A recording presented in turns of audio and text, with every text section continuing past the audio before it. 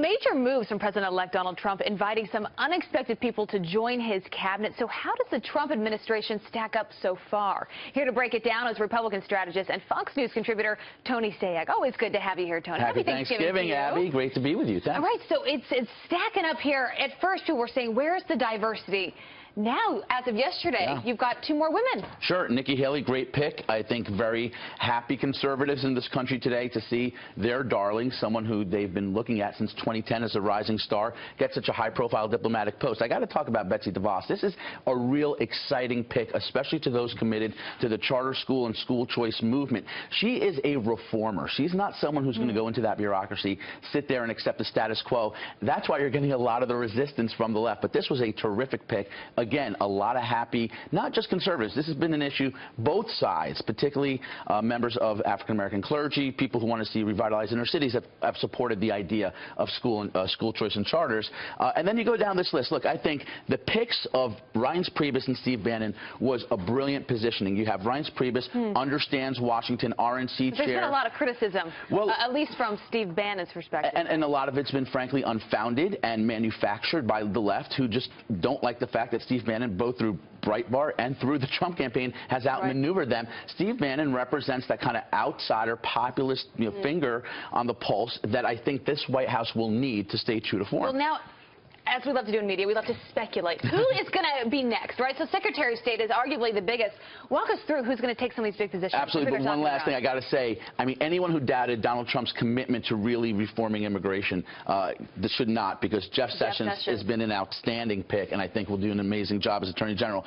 The speculation about Secretary of State, I think, is garnering the most attention between Governor Mitt Romney and former Mayor Rudy Giuliani. Now, look. One loyal, Tim, one not so loyal. Precise. And if you look back to Abraham Lincoln, team of rivals. You know, there's always this kind of precedent where you bring people who haven't necessarily supported your agenda into the administration. This is a tough pick. I think this will tell us a lot. If he picks Mitt Romney, it will clearly show that he's in governing mode. He wants to unify the party, unify the country, and Romney would be a terrific representative of our country around the world.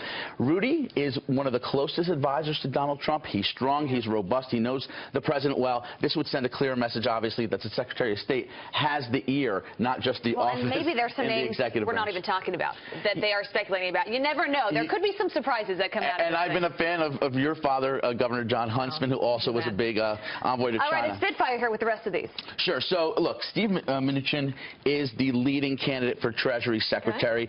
Goldman Sachs. He's also been a Hollywood producer, close friend of Donald Trump as finance chair.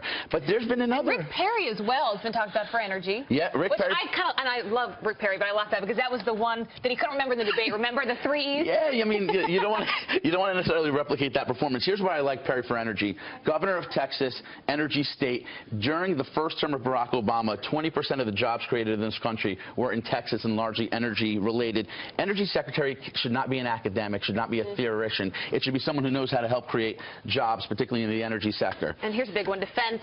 Mad Dog Mattis is how many in the military call him. Yes, and so many people are universally excited. This is the commander of our military overseas during the Obama administration that was stopped short. You know, President Obama was thought to maybe not like some of the real pragmatic recommendations. You know, he was viewing the Iraq and Afghan theater more ideologically. So if you give Mattis a chance, he picks up where he left off. All right, we're going to have to leave it there. More speculation. Great to see you. All right.